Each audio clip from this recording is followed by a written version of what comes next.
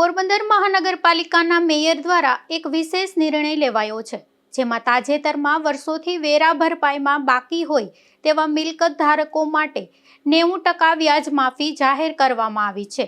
આ 90% વેરા વ્યાજ માફી યોજનાથી લગભગ 40,000 મિલકત ધારકોને રાહત થશે।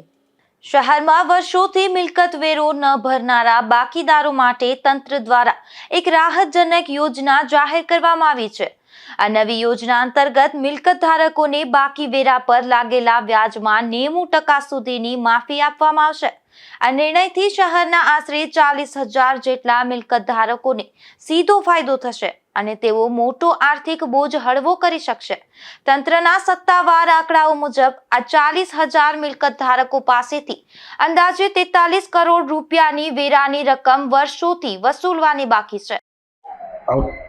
આગામી દિવસોમાં પ્રથમ જનરલ બોર્ડ મળી હતી, જેમાં વ્યાજ ઉપર 90% માફી આપવાનો નિર્ણય જે બોર્ડ દ્વારા કરવામાં આવ્યો હતો, તેનો લોકોએ ખૂબ જ એને આવકાર્યો છે।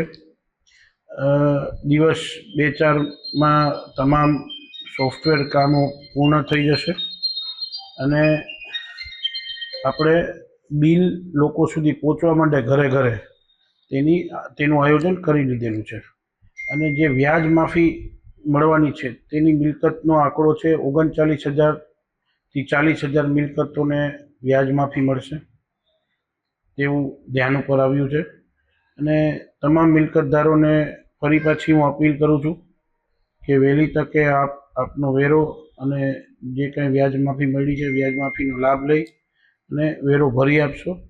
અન્યથા અમારે 1/10/2026થી એ લોકોને સિંગલ નોટિસ આપી અને કબજો લેવો અનિવાર્ય થશે। એટલે આવું કંઈ મહાનગરપાલિકા દ્વારા કરવામાં ન આવે અને સરળતાથી આપનો વેરો ભરી આપો એવી મારી ફરીને એક અપીલ છે।